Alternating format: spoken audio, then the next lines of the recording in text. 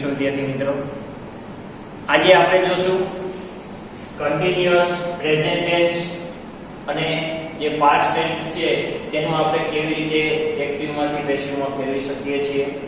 સૌથી પહેલા આપણે કન્ટિન્યુઅસ પ્રેઝન્ટ ટેન્સ જે છે તે કન્ટિન્યુઅસ પ્રેઝન્ટ ટેન્સ નું સ્ટ્રક્ચર જોઈએ. તો સૌથી પહેલા હકાર કર્તા પ્લસ એમિઝાર પ્લસ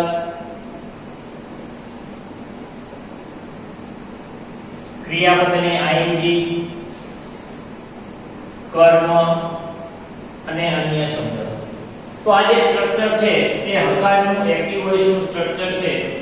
તો આપણે એનું પેસિવ વોઇસનું સ્ટ્રક્ચર જોઈએ તો સૌથી પહેલા આવશે કર્મ, એમિઝાર, being, V3, by કરતા અન્ય શબ્દ. સાદો વર્તમાનકાળ જે હોય છે એની અંદર માત્ર V3 આવે છે, એમાં being V3 આવતું નથી. બાકી આખું સ્ટ્રક્ચર સાદા વર્તમાનકાળનું પેસિવ વોઇસનું આવી રીતે જ હોય છે. કર્મ, એમિઝાર, V3, બાય કરતા અને અન્ય શબ્દ. તો જે ચાલુ વર્તમાનકાળ છે કન્ટિન્યુઅસ પ્રેઝન્ટ ટેન્સ છે તો એમાં માત્ર તમારે અહીંયા being મૂકવાનું રહેશે. એટલે સ્ટ્રક્ચર થઈ જશે કર્મ, એમિઝાર, being, V3, બાય કરતા અન્ય શબ્દ. ત્યારબાદ આપણે નકારનું સ્ટ્રક્ચર જોઈએ. એક્ટિવ વોઇસ અને પેસિવ વોઇસમાં પહેલા એક્ટિવ વોઇસનું સ્ટ્રક્ચર જોઈએ તો કર્તા, એમિઝાર, નોટ,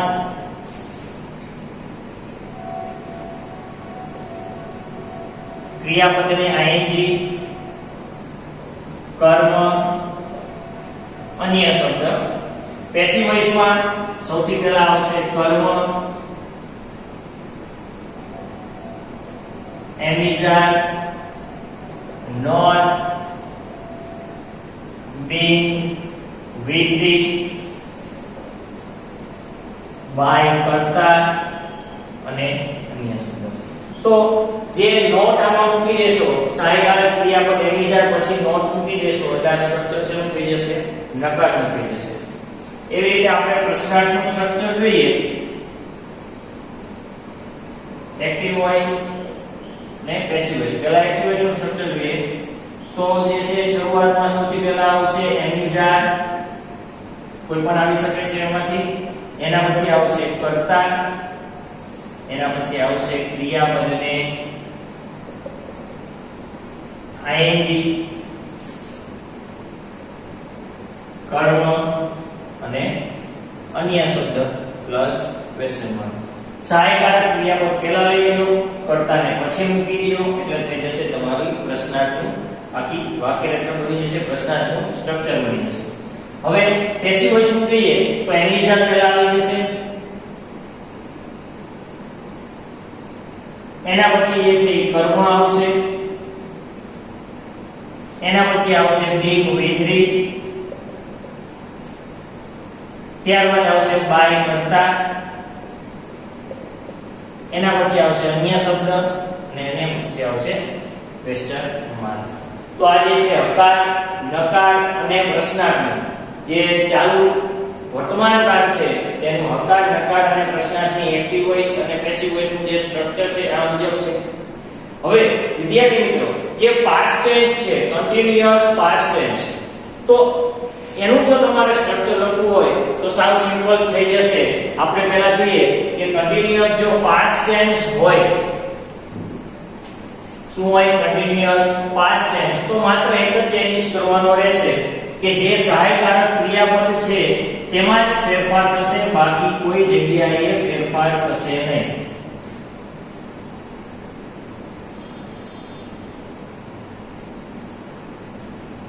જે સહાયકારક ક્રિયાપદ છે એની અંદર જ ફેરફાર થશે.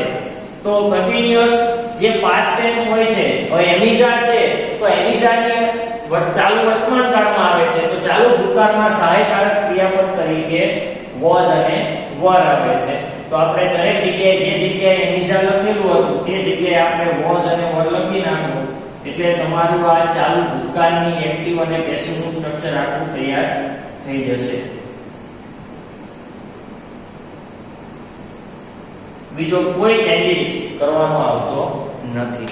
તમે જોઈ શકો છો જે જગ્યાએ એમિઝાર મૂકેલું હતું એ જગ્યાએ મેં માત્ર was were મૂકેલું છે. તો તમે પણ આવી રીતે જે સ્ટ્રક્ચર છે પાકું કરવું હોય ઝડપથી તો આવી રીતે તમે પાકું કરી શકો છો. બરોબર વિદ્યાર્થી મિત્રો, હવે આપણે જે છે કન્ટિન્યુઅસ પ્રેઝન્ટ ટેન્સ અને કન્ટિન્યુઅસ પાસ્ટ ટેન્સ છે તેના આપણે એક્ઝામ્પલ જોઈએ.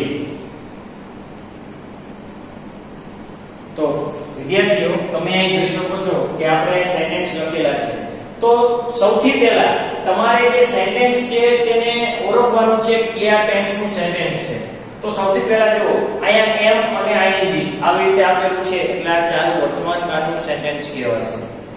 ત્યારબાદ હવે આ સેન્ટેન્સમાં કર્તા અને કર્મ ગોતવાનું છે. તો તમે ક્રિયાપદને who થી પ્રશ્ન પૂછશો તો તમને કર્તા મળશે who writing, કોણ લખી રહ્યું છે, એટલે કે I. જવાબમાં કર્તા I મળશે. what થી તમે પ્રશ્ન પૂછશો તો તમને કર્મ મળશે what writing, શું લખી રહ્યો છે, તો લેટર. તો આ થઈ ગયું તમારું કર્મ. તમારું સેન્ટેન્સ ચાલુ વર્તમાન કાળનું છે તે ખબર પડી ગઈ, કર્તા અને કર્મ ખબર પડી ગઈ. સેન્ટેન્સ જે છે તમારું હકાર છે. તો આપણે જે તમને સ્ટ્રક્ચર લખાયું જો તમે નોટ ડાઉન કરેલું હોય તો તમે એ જોઈ લો. તો આપણે એ મુજબ જોઈએ. આપણે હવે તો એમાં સૌથી પહેલા મેં લખાવેલું હતું કર્મ. તો કર્મ છે આ લેટર. એના પછી લખાવેલું છે એમ ઇઝ આર. તો એમ ઇઝ આર કર્મ ઉપર આધારિત હોય પેસિવ વોઇસમાં. તો કર્મ તમારો લેટર છે એટલે આવશે ઇઝ. એના પછી આવશે being with it. તો આવશે અહીંયા being written. ત્યારબાદ આવશે by અને ત્યારબાદ by. ત્યારબાદ આવશે કર્તા. તો I જે છે અહીં થઈ જશે me. તો આવી ગયું by me. અને ત્યારબાદ અન્ય શબ્દ છે now. A letter is being written by me now. Second sentence જોઈએ આપણે. તો અહીં લખેલું છે Nishit was driving a car at that time.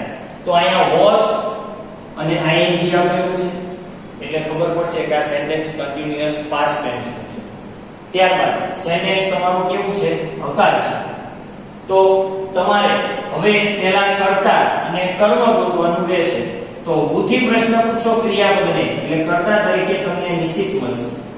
અને what થી પ્રશ્ન પૂછશો તમે તો તમને કર્મ તરીકે અકાર. તો હવે આપણે સ્ટ્રક્ચર મુજબ મૂકીએ કન્ટિન્યુઅસ પાસ્ટ ટેન્સ અને અકારનું સ્ટ્રક્ચર પેસિવ વોઇસનું. તો સૌથી પહેલા આવશે અકાર. તેના પછી was અથવા તો were. તો અહીંયા અકાર છે એટલે અહીંયા આવશે was. ત્યારબાદ આવશે being with it.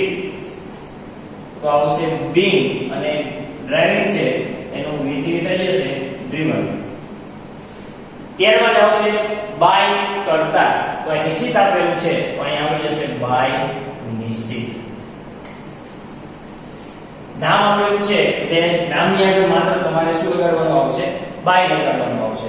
ત્યારબાદ તો તેના પછી આવશે તમારે અન્ય શબ્દ. તો અન્ય શબ્દ છે at that time. A car was being driven by Nishit at that time. ત્યારબાદ આપણે જોઈએ તો થર્ડ સેન્ટેન્સ છે તમારું. હવે is અને ing એટલે કે કન્ટિન્યુઅસ પ્રેઝન્ટ ટેન્સ. ત્યારબાદ તમારું સેન્ટેન્સ જે છે તે પ્રશ્નાર્થ છે. હવે કર્તા અને કર્મ who થી ક્રિયાપદને પ્રશ્ન પૂછો એટલે તમને કર્તા પ્રાપ્ત થઈ જશે. અને what થી પ્રશ્ન પૂછો એટલે તમને જે તમારું મુખ્ય કર્મ છે તે મુખ્ય કર્મ શું થશે, મળી જશે. તો હવે વાક્ય રચના મુજબ મૂકો તો સૌથી પહેલા આવશે એમ ઇઝ આર. હવે એમ ઇઝ આર કોના ઉપર આધારિત હોય તો કે કર્મ ઉપર આધારિત હોય. તો કર્મ અહીંયા બ્રેકફાસ્ટ છે, તો તમારું અહીંયા જે સહાયકારક ક્રિયાપદ છે તે શું આવશે? is આવશે. તેના પછી શું આવશે? તો કર્મ છે તમારું બ્રેકફાસ્ટ, તો is breakfast. પછી આવશે being with, તો being with આવશે being eaten. તેના પછી આવશે by કરતા, તો અહીંયા he આપેલું છે તો આપણે લખવું પડે by him. એના પછી આવશે અન્ય શબ્દ, તો અન્ય શબ્દ છે અહીંયા now, અને ત્યારબાદ આવશે ક્વેશ્ચન માર્ક. ચોથું સેન્ટેન્સ જોઈએ આપણે. Ketan was not drawing a picture when the teacher came. તો હવે was not અને ing, તો was not ing, was અને ing જોઈને તમને ખબર પડી જાય કે કન્ટીન્યુઅસ પાસ્ટ ટેન્સ નું આ સેન્ટેન્સ છે. ત્યારબાદ not આપેલું છે એટલે કન્ટીન્યુઅસ પાસ્ટ ટેન્સ નું સેન્ટેન્સ, પણ કેવું? નકારનું સેન્ટેન્સ છે. હવે તો તમારે અહીંયા તમારું જે ક્રિયાપદ છે એને પ્રશ્ન પૂછો ઉથી, એટલે કર્તા તરીકે અહીંયા તમને કેતન મળશે, અને જે કર્મ છે કર્મ તરીકે અહીંયા શું મળશે? A picture.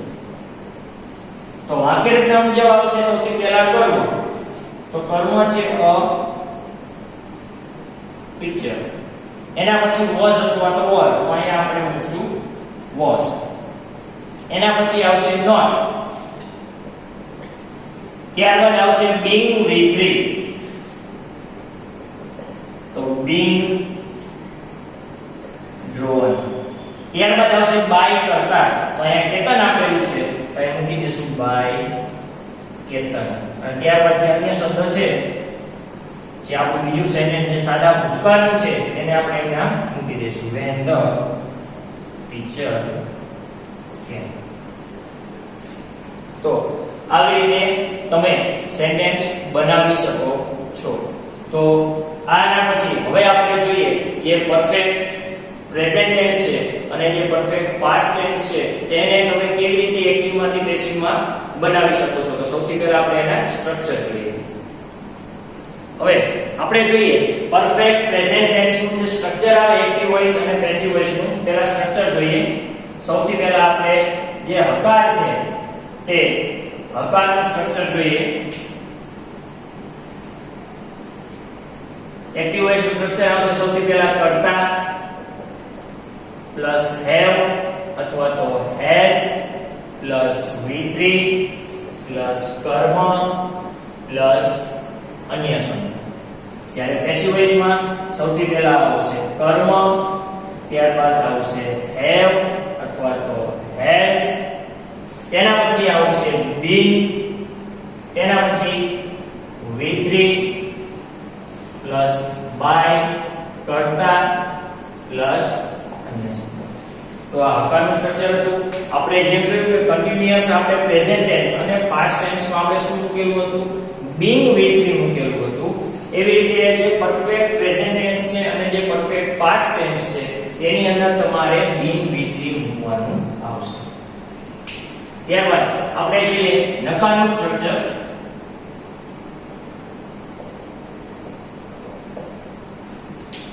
તો સૌથી પહેલા આવશે કર્તા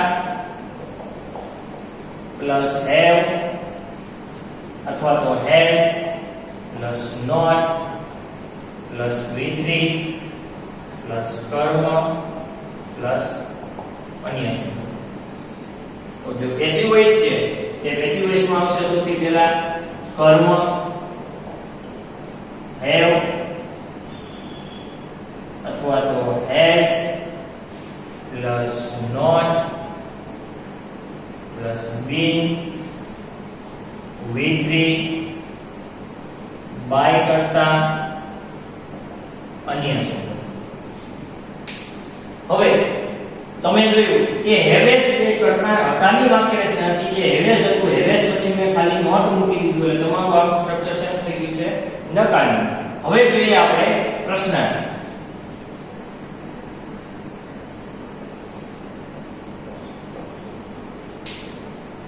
તો પ્રશ્નાર્થમાં સૌથી પહેલા આવશે have અથવા તો has, ત્યારબાદ કર્તા, એના પછી V3 કર્મ,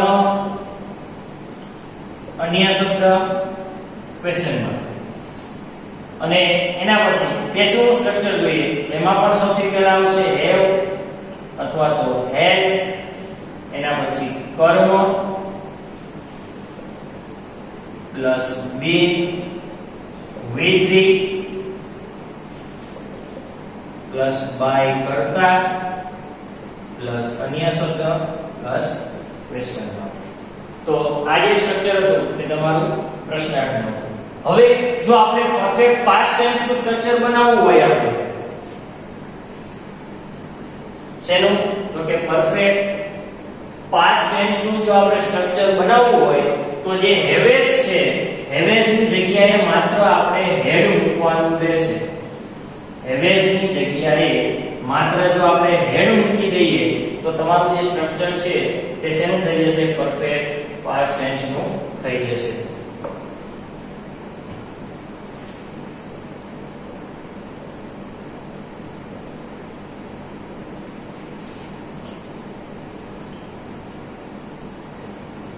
બરોબર, માત્ર એક જ ફેરફાર, હેવેસ ની જગ્યાએ હેડ મૂકી દીધો એટલે પરફેક્ટ પાસ્ટ ટેન્સ નું તમને એક્ટિવ અને પેસિવ નું હકાર, નકાર અને પ્રશ્નાર્થ ત્રણેયનું સ્ટ્રક્ચર તમારે કમ્પ્લીટ થઈ જશે.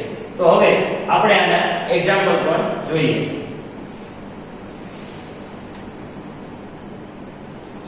તમે જોઈ શકો છો કે અહીંયા તમને ચાર સેન્ટેન્સ આપેલા છે. તો આમાં પણ સૌથી પહેલા આપણે જે છે ટેન્સ ઓળખી લઈએ. તો અહીંયા હેઝ V3 આપેલું છે. હેઝ V3 આપેલું હોય એટલે કે આ સેન્ટેન્સ પરફેક્ટ પ્રેઝન્ટ ટેન્સ નું છે. હવે પરફેક્ટ પ્રેઝન્ટ ટેન્સ નું આ સેન્ટેન્સ આપેલું છે તો અને હકાર છે તો કર્તા અને કર્મ જોઈ લઈએ. તો who થી પ્રશ્ન પૂછો એટલે તમને જે કર્તા મળી જશે અને what થી પ્રશ્ન પૂછો એટલે તમને આ જે કર્મ છે તે કર્મ પણ મળી જશે. હવે આને આપણે પેસિવ વોઇસ માં ફેરવીએ. તો સૌથી પહેલા આવશે કર્મ. તો કર્મ છે some પેપર્સ. હવે આવશે હેવ અથવા તો હેઝ. તો અહીંયા પેપર્સ આવો શબ્દ છે તો આપણે અહીંયા મૂકશું હેવ. પછી આવશે બીન V3. તો આવશે બીન V3 તો બીન ચેકડ. એના પછી આવશે બાય કરતા. તો આવશે બાય મિસ્ટર પ્રજ્ઞેશ.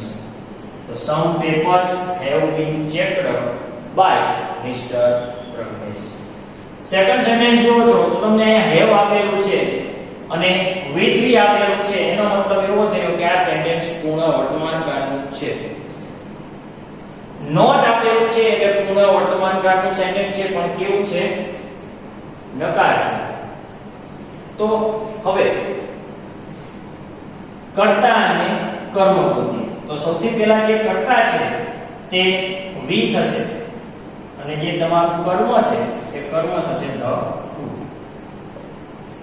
હવે સ્ટ્રક્ચર મુજબ મૂકી દો. નકારનું સ્ટ્રક્ચર પૂર્ણ વર્તમાન કાળ, નકારનું પેસિવ વોઇસ નું સ્ટ્રક્ચર. તો સૌથી પહેલા આવશે કર્મ. તો કર્મ છે ધ ફૂડ. એના પછી આવશે not.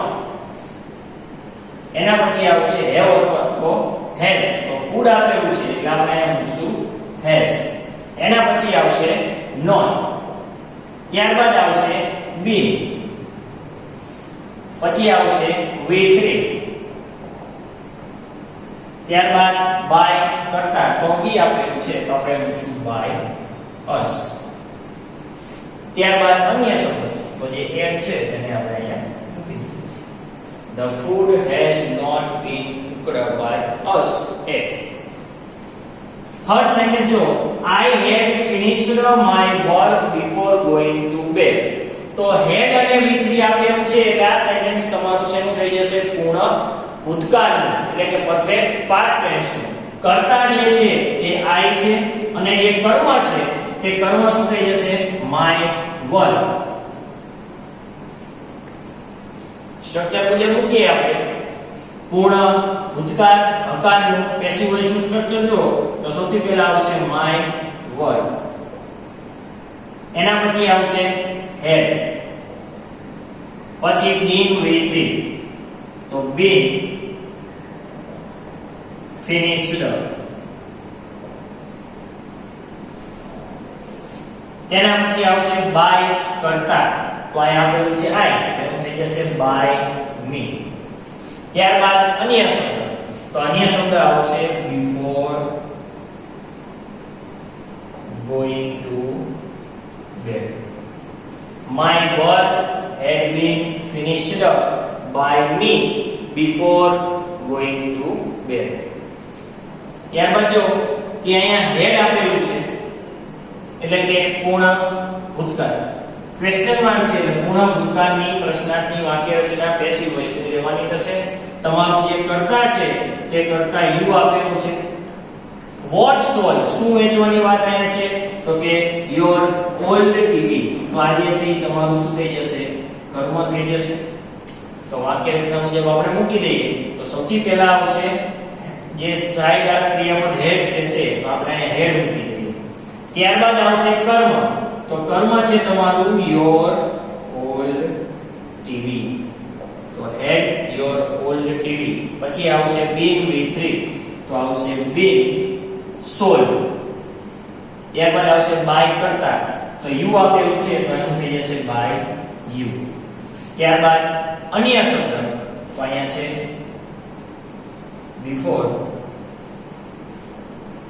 buying a new one. તો આવી રીતે તમે જે પરફેક્ટ ટેન્સ છે તેને પણ એક્ટિવ માંથી પેસિવ માં આવી રીતે ફેરવી શકો.